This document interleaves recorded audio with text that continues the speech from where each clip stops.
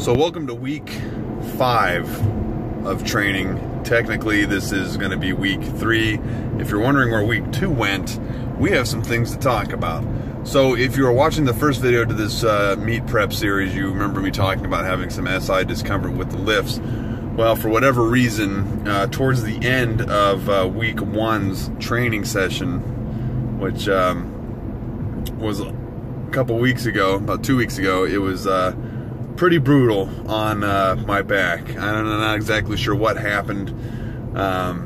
It wasn't the spine, it was more in the SI joint area, kind of above the butt, off to the left a little bit.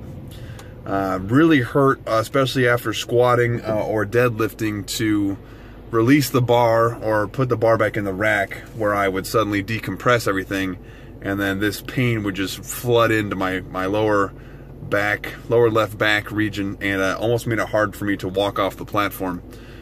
So when it got to that point, I said, okay, you know, enough is enough. I don't need to injure myself or further injure myself if that's what's really going on. So all last week, I have taken a week off of the gym. I have not been in the gym since last Tuesday. I did go in on Friday, but that was for bench only, which is when you saw me do the 275 for a triple.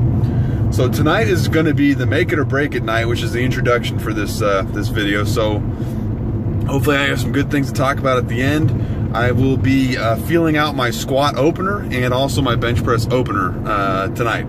So I am looking at warming up to about 335 for 2 sets of 2, and then moving into anywhere from 375 to 395 for 3 sets of singles.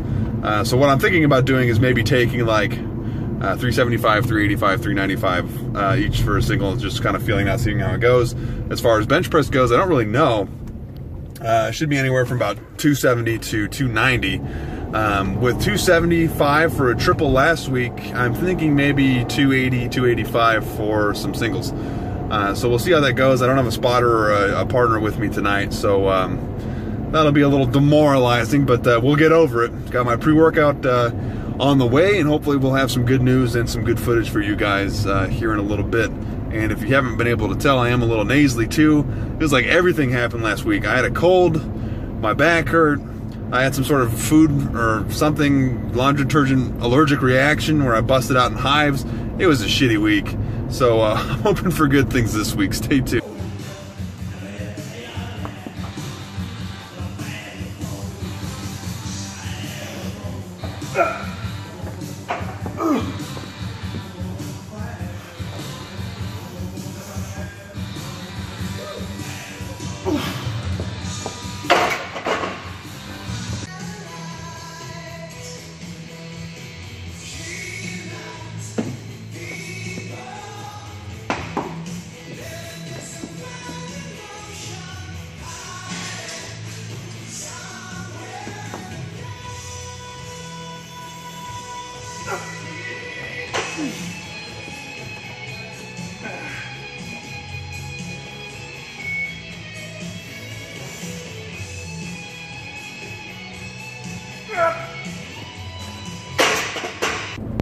Okay, so first things first, there was no benching done tonight. I completely ran out of time because I ran into some unplanned squat situations.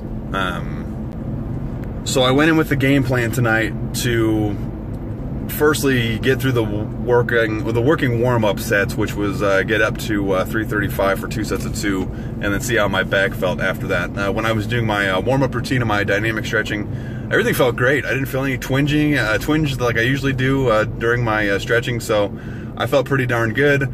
I got through the warm-up. I think it was, I did 135 for 5, then I went on to 210 for another set. I think it was just a set of 3, followed by 250 for a set of 3, and then 290 for 2 sets of 3. And at that point, when I got to 290, I knew something special was going to be happening tonight, because 290 felt like nothing. I felt great in the hole with it, getting all the way down in depth and popping up, and it was moving faster than I ever moved before.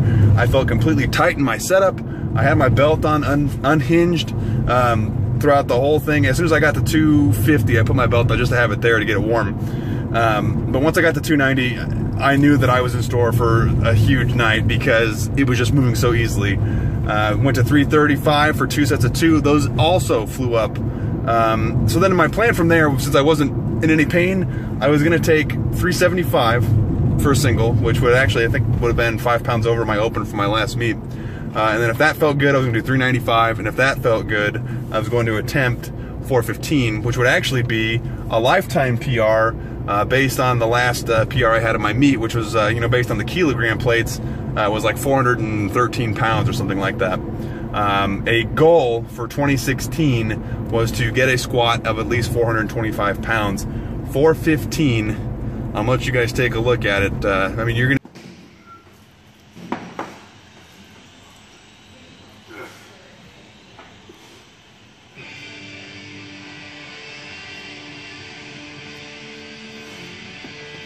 Let's go.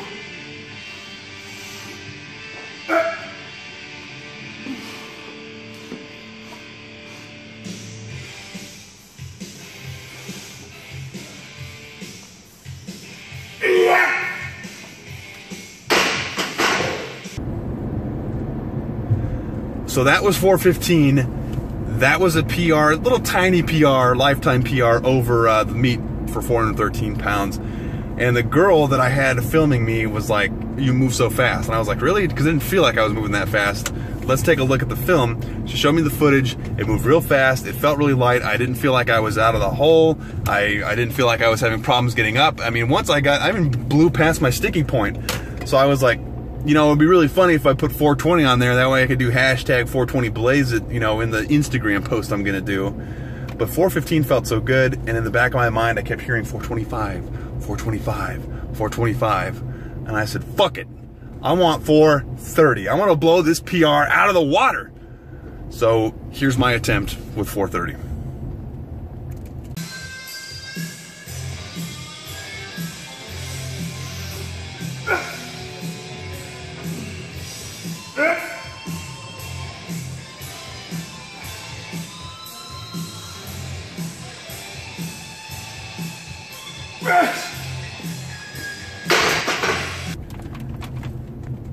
I am ecstatic right now. I went into the gym thinking that my back was going to be fucked and that I was only going to get up to about 335 pounds and I was going to have to call it quits. I hit 335 for 2 sets of 2. 375 felt like cake. 395 felt like cake. 415 was a micro PR, which felt like cake, which got me all jacked up for 430. And I can say that I successfully hit a 17-pound lifetime PR tonight, completely unplanned, off the books. We're competing in December. December 17th is fucking going down.